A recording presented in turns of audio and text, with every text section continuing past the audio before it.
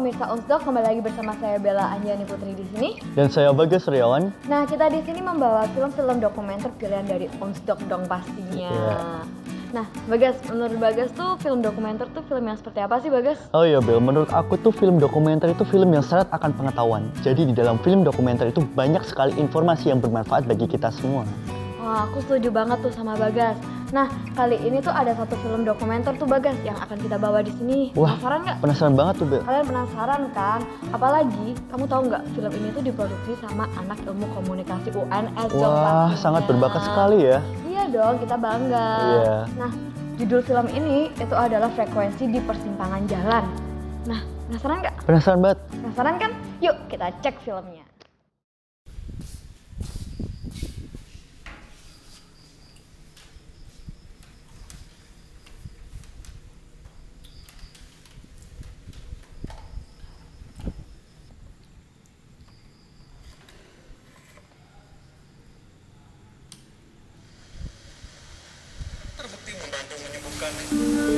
Akeh korban jiwa mergo ngeyel, ora manut parintahe Merapi.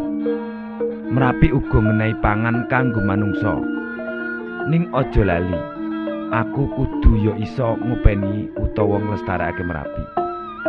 Iki ceritaku sik urip nek Merapi. Ayo padha nglestarekake Merapi yen pengin urip nek Merapi.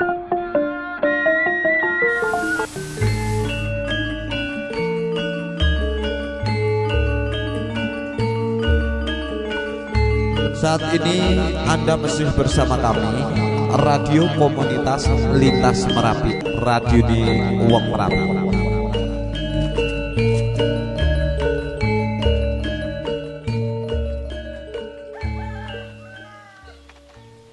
Radio komunitas merupakan bentuk kemandirian media dari, oleh, dan untuk komunitas itu sendiri.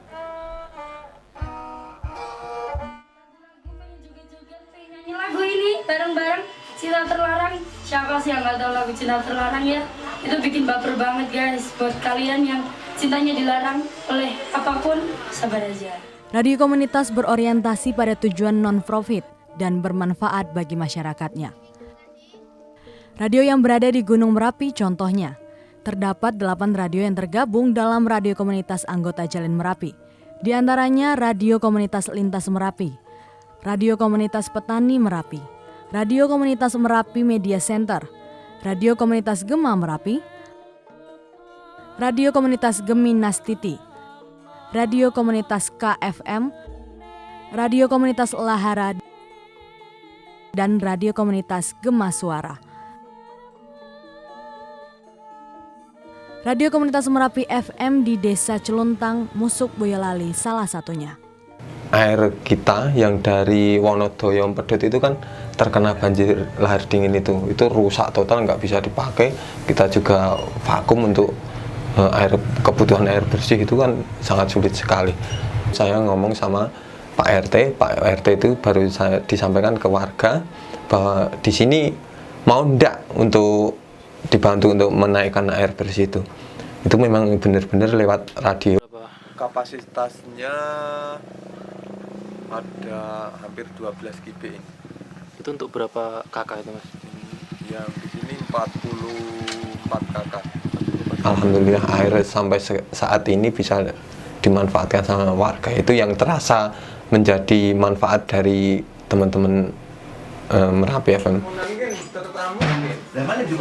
Serupa dengan Merapi FM, Lintas Merapi yang berada di Desa Sidorejo, Kemalang, Klaten juga memberikan manfaat bagi komunitasnya melalui kemasan budaya.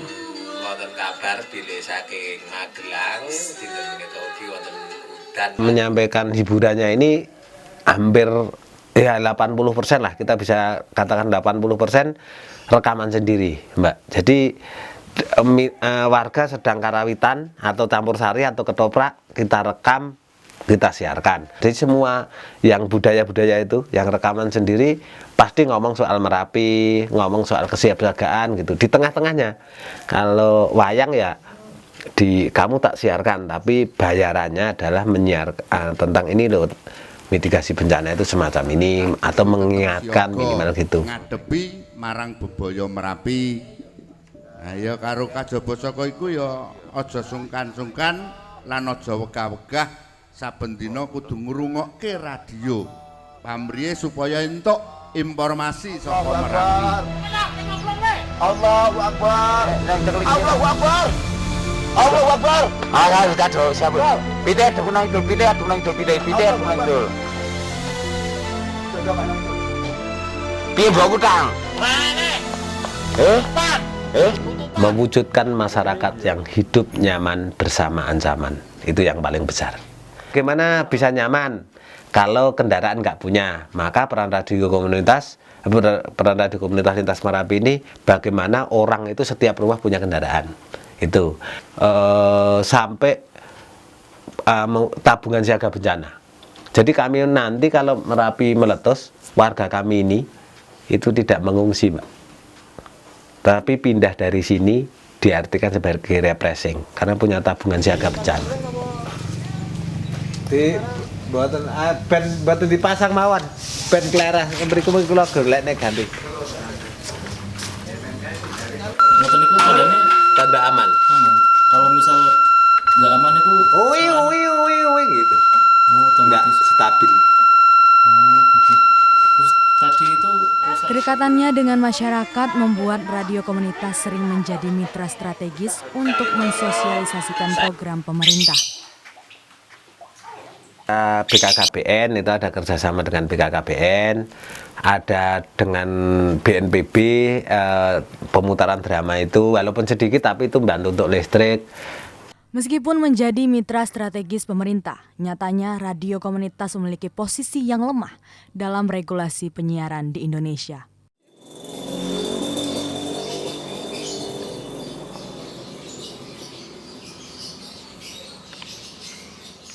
Tidak mungkin kemudian peran strategis ini dalam posisi yang marginal terus-menerus. Jadi kalau dulu kan kita peran strategis tapi marginal dan ternyata kita harus bayar mahal. Pajaknya PNBP-nya ada yang 2,9 juta per. Jadi dari situasi ini sebenarnya belum menggambarkan bahwa radio komunitas punya tempat yang nyaman untuk memperkuat, memperbaiki, mendemokratisasikan penyiaran itu. Nah ini yang JRKI kawal proses revisi undang-undang penyiaran, kemudian ini harus dituntaskan, termasuk alokasi frekuensi 20%. Kemudian proses perizinan harus dipersingkat. Posisi marginal radio komunitas diperparah lagi dengan frekuensi yang sangat minim. Kalau menurut saya itu memang Mas, kalau istilahnya kalau radio komunitas itu memang dianaktirikan. Saya sedang coba putar di 107.7, 8.9. Padat dan besar-besar, saya nggak menyebutkan. Memang ada di kabupaten di dekat ini ada frekuensi itu, yang radionya, kan nggak ada. Tapi kenapa itu besar? Apakah harus konflik? Kami nggak akan konflik, diam saja. Nah, kemudian kami cari aja yang kosong. Ada yang kosong, jadi pilihannya taat 107.8 kami sebenarnya izinnya itu. Ditulisnya di drama radio 107.9, tapi kami perizinannya di 107.8. Kalau saya mengudara di situ, itu teman-teman di bawah terganggu. Kenapa? Sini walaupun hanya 30 watt katakanlah, ini tingginya segini, 1.200 dari permukaan laut. Kita menuruti aturan yang ada, kita keluarkan 50 watt. Ya. 50 watt itu kalau normalnya itu jangkauannya sampai berapa? 50 watt itu cuma 2,5 kilo. 2,5 kilo. Ya. Cuma karena ini karena faktor geografisnya kita di atas, kita menang posisi. Sudah seperti itu. Dalam Peraturan Menteri Komunikasi dan Informatika Nomor 29 Tahun 2009, alokasi frekuensi untuk penyiaran radio di Indonesia terdiri dari 204 kanal, mulai dari 87,5 hingga 107,9 MHz. Sedangkan alokasi untuk penyiaran radio komunitas hanya sebesar 1,46%, yaitu di 107,7, 107,8, dan 107,9 MHz. Menurut Jaringan Radio Komunitas Indonesia, Alokasi ideal untuk penyiaran radio komunitas adalah 20% dari total 204 kanal. Sesuai dengan lahirnya JRKI adalah sebagai badan advokasi. Bagaimana kemudian ini berbicara posisi ya, bagaimana posisi radio komunitas bisa lebih adil, dia mendapat posisi yang cukup nyaman gitu. Nah tentu kemudian ini berkait dengan regulasi. Mengawal revisi undang-undang penyiaran, walaupun capek juga, revisi undang-undang penyiaran yang dimulai sejak tahun 2009 sudah diwacanakan, kita sudah diskusi, sampai detik ini itu juga belum jelas. Jadi sampai saat ini memang tidak ada penjelasan kenapa harus hanya 3 itu. Jadi justru kami yang berada di tataran regulasi konten siaran dan kami yang langsung banyak berhadapan dengan masyarakat di bawah, kami justru bertanya kenapa pemerintah hanya mengalokasikan 3 kanal itu. Selain frekuensi, radio komunitas juga merasa bahwa regulasi perizinan radio memberatkan komunitas mereka. Hal ini karena radio komunitas bertujuan non-profit, tidak seperti radio swasta. Dulu itu perizinan susah. Apalagi kami nggak punya komputer, ngetiknya harus bayar orang, harus ini itu dulu susah. Makanya sebelum 2006 itu kami belum pernah proses. 2004 sampai 2006 itu kita pernah proses, terus radio sering rusak, up gitu, tapi kegiatannya terus. Itu kemudian kita nggak melanjutkan. 2007 kita mengajukan lagi, tidak melanjutkan lagi, kemudian 2010 kita mengajukan dan sekarang dapat IP3 pas bareng dapat IP3 itu radionya sambar petir di sini. Aduh, itu warga mana ini, pilih melanjutkan dulu atau membenahi alat dulu. Harus bolak-balik ke sana. Kalau tidak salah saya ke KPID itu kan 7 kali, terus kita EDP itu 1 kali harus ke Pekalongan. Itu yang paling sulit. Nah, setelah itu aja kita sudah proses, sudah EDP, masih aja didatangi Balmon. Itu perizinan. Memang seharusnya sih secepatnya. Tapi yo seperti itu. Kalau kesulitan untuk perizinan itu mungkin prosesnya yang di Keminfo Jakarta. Kita harus melengkapi datanya yang kurang itu apa. Kita juga kalau nggak dikonfirmasi harus input data seperti apa, kita juga nggak tahu. Balmon pernah ke sini mengingatkan kami sekali, tapi kami kan memang kita maaf karena belum berizin pada waktu itu, tetapi sudah siaran. Tetapi saya juga cerita tentang apa peran kami. Kami berperan, kalau bisa ya malah dibantu perizinannya dan sebagainya. 2013 kita kena suping Balmon. Saya diminta untuk nunjukin izinnya kan memang belum ada. Nah dianya ya halus mintanya itu kan, Mas ini maaf kalau belum ada izinnya, ini untuk apanya ini saya pinjam dulu. Silahkan Pak, kita juga tidak bisa berbuat apa-apa. Kita pas waktu itu ada 2 pesawat, kebetulan frekuensinya kan juga sama. Setelah diambil Balmon, kita ya udah tidak apa-apa. Uang 3 juta itu pas pembikinannya pesawat itu habis 3 juta, ya wes diambil sama Balmon. Tapi kita tetap semangat lagi, masih ada cadangan, genjot lagi. Meskipun tidak bertujuan mencari profit, regulasi yang ada menuntut radio komunitas untuk mengurus perizinan layaknya radio swasta. Proses membuat radio komunitas dalam hal perizinan, kemudian radio swasta maupun radio publik itu memang sama, tahapannya sama semuanya. Mulai dari mereka mengajukan proposal ke kami di KPID untuk kami verifikasi faktual ke lapangan. Kemudian setelah verifikasi faktual mungkin ada perbaikan-perbaikan terhadap proposal itu. Setelah perbaikan selesai, kami gelar evaluasi dengar pendapat. Di situ kami tidak hanya sendiri komisioner, tetapi kami juga mengundang kalau menyangkut masalah teknis tentunya kami akan mengundang Balmon. Kemudian menyangkut masalah konten kami akan mengundang bisa tokoh masyarakat, bisa anggota dewan untuk memberikan masukan. Ya, jadi kan gini, semangat dari undang-undang penyiaran itu ada dua, yaitu demokratisasi dan desentralisasi. Ya, demokratisasi berarti bahwa semua masyarakat harus memiliki hak atas frekuensi, ya, dan karena frekuensi itu adalah milik publik, milik masyarakat. Nah, desentralisasi artinya semua aturan-aturan itu tidak harus diputuskan dari pusat.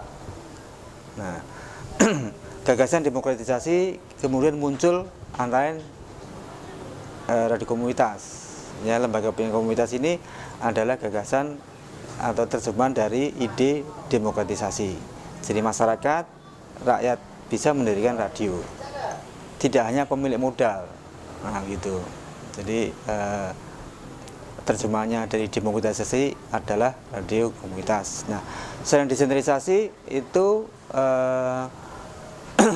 bahwa pengaturan tidak harus di pusat, itu terjemahannya ada pada aturan-aturan mengenai Komisi Penyiaran Indonesia Daerah. Jadi daerah memiliki kewenangan untuk mengatur, untuk mengelola penyiaran.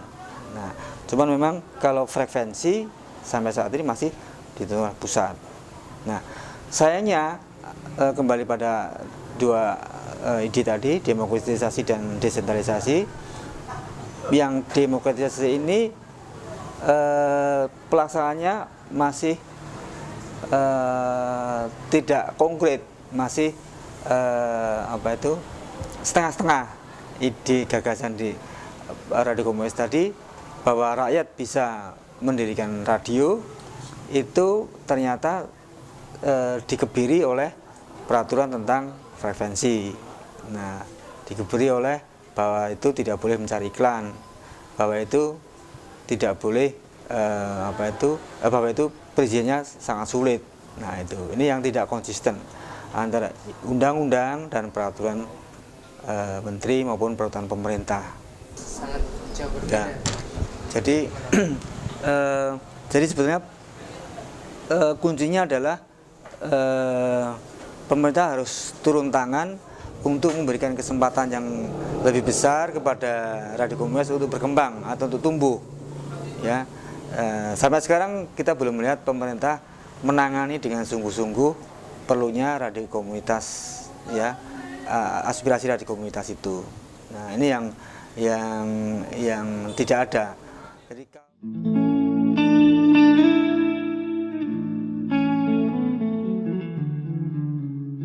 bumi, air, dan kekayaan alam yang terkandung di dalamnya dikuasai oleh negara dan dipergunakan sebesar-besarnya untuk kemakmuran rakyat.